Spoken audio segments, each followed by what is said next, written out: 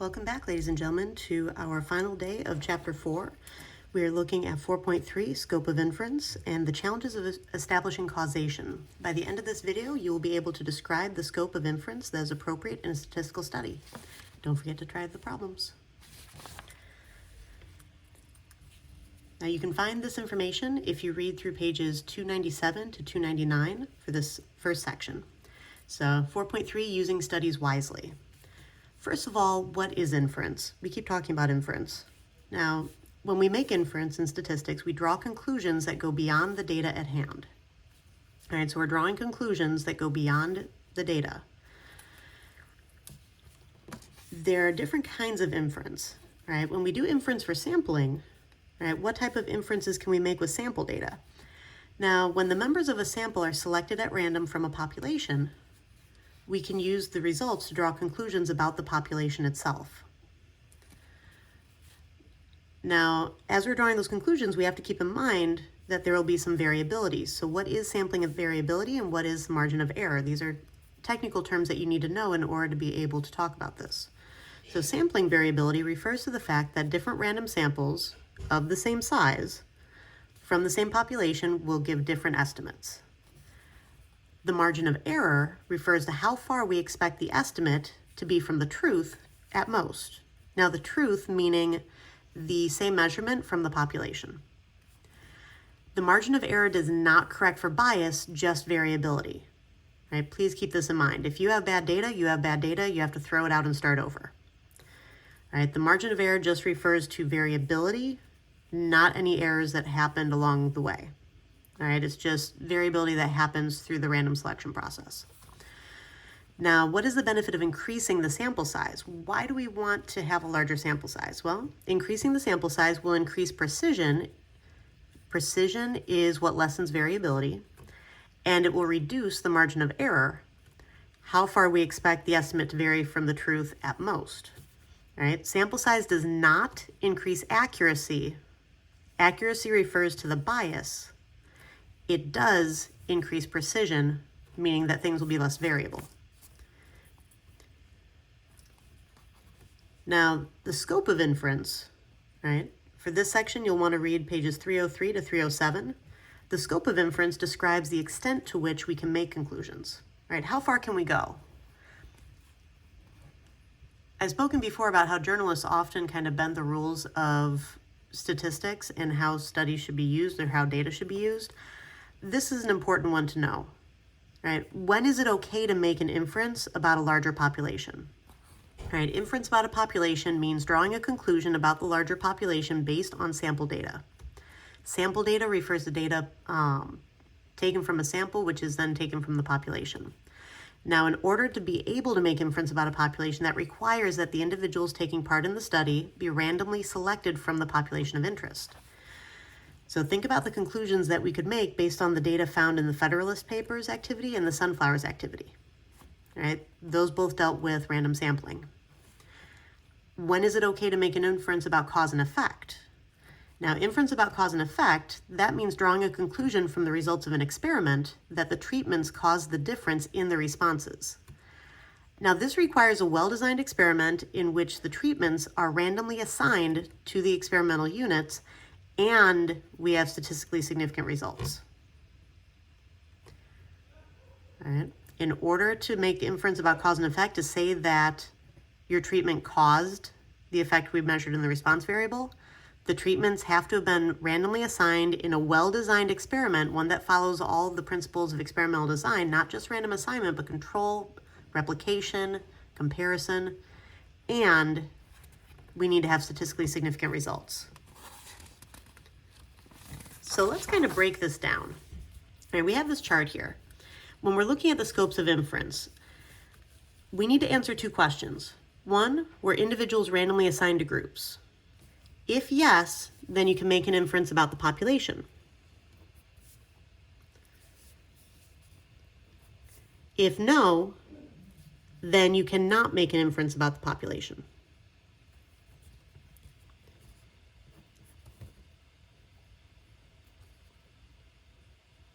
And let's see. I'm actually going to switch these up to, sorry, hit the cord attached to my phone. So I'm going to make this Y for yes.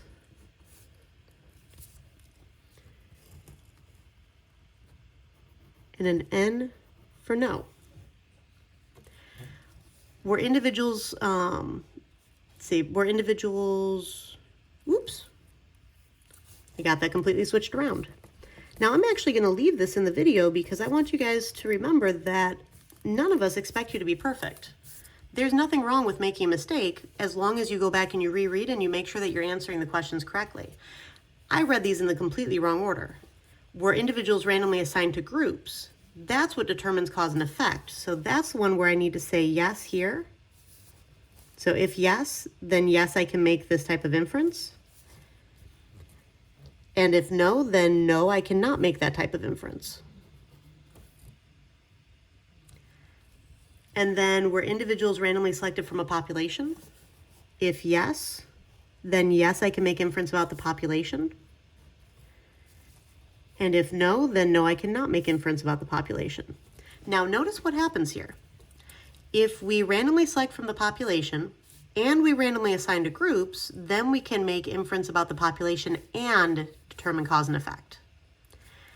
If we just randomly select from the population, but we do not use a well-designed experiment that randomly assigns treatments to groups, then we can still make an inference about the population, but we cannot determine cause and effect. That's when we talk about associations as opposed to causation.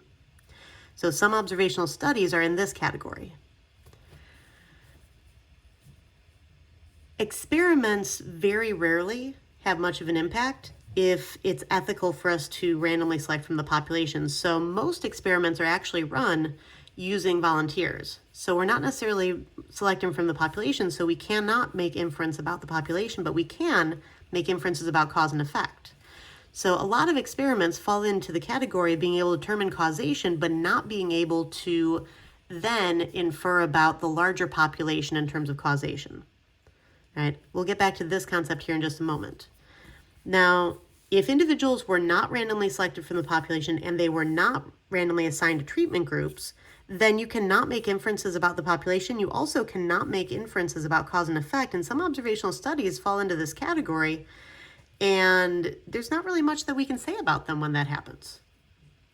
It's why you need to make sure that whatever your goal is at the end, what are you hoping to be able to conclude? Make sure that you design your study to allow for that scope of inference. That's why this table is important. What are your goals at the end? Then follow to what do you need to accomplish? And can we establish cause and effect without an experiment? Well, a well-designed experiment tells us that the changes in the explanatory variable cause changes in the response variable. Specifically, it tells us that this happened for specific individuals in the specific environment in the specific experiment. Notice that I made specific those 3 blanks because that's very important. This is what this section is talking about. We can't make inference about the population, but we can make inferences about cause and effect for the individuals involved in the experiment in whatever environment the experiment occurred in, so under the conditions of the experiment, for that experiment only. Now, sometimes it's not practical or ethical to do an experiment. And I want you to consider these scenarios and write down whether or not you think that you could do an experiment. Does texting while driving increase the risk of having an accident? Is it practical or ethical to actually do this with a real car? We've looked at an activity where they were using a simulator, but to actually do this while driving a real car, is that ethical to assign people to an action randomly that could potentially have them in an accident? Does going to church regularly help people live longer? Is it ethical to randomly assign people to attend church services? Should we be doing that? Should we be determining whether or not people go to church at all? Does smoking cause lung cancer? Randomly assigning people to smoke just to see if in the future they develop lung cancer. Should we ever assign people to a task that could seriously adversely affect their health and potentially kill them? This is when we start using observational studies. So it's sometimes possible to build a strong case for causation in the absence of experiments by considering data from observational studies. So when we can't do an experiment, there are several criteria for establishing causation. Number 1, the association needs to be very strong. 2, the association needs to be consistent. So you're seeing this time and time again, and the replication is happening on its own. Criteria 3, larger values of the explanatory variable are associated with stronger responses. Number 4, the alleged cause precedes the effect in time. So whatever you're saying caused the effect needs to have happened before the effect is actually seen. And finally, the alleged cause is plausible. All of these can be seen in this "does smoking cause lung cancer?" question. That's why the warning label on packs of cigarettes and tobacco products says use of this product may cause cancer. We can't necessarily prove causation, but we have a very strong case for it based on the data that they've gathered over decades where all these criteria are met. In general, however, association does not imply causation. So if you don't have all of these criteria over a very long run observational study, the association that you're seeing does not imply causation because we haven't controlled for confounding variables and potential issues. Now, finally, what are the 3 principles of ethical data collection? Because if we're going to gather data, we need to make sure that we do it ethically. We need to do it with the soul. So basics for data ethics. All right, all planned studies must be reviewed in advance by an institutional review board charged with protecting the safety and well-being of the subjects. I completed a study to try to measure the proportion of students at East High who deal with serious test anxiety, like debilitating test anxiety, back in 2018. And I did this as part of my final project for my master's degree through Concordia University, Chicago. Their institutional review board reviewed my study before I was ever allowed to distribute materials to students. All right, so it had to be reviewed well in advance. All individuals who are subjects in a study must give their informed consent before data are collected. As part of my study, I sent out an informed consent letter informing them of the study that I was doing, what I intended to do with the data, the fact that their data would be kept confidential, and every single student who received a request to participate, because I randomly selected from the student body, they received an informed consent letter that needed to be signed. And if students were under the age of consent for themselves, then parents or guardians had to sign it. I ended up with quite a bit of non-response, as I mentioned earlier, in an earlier video, because trying to get parental consent for studies is extremely difficult and usually increases the non-response rate. And all individual data must be kept confidential. Only statistical summaries for groups of subjects may be made public.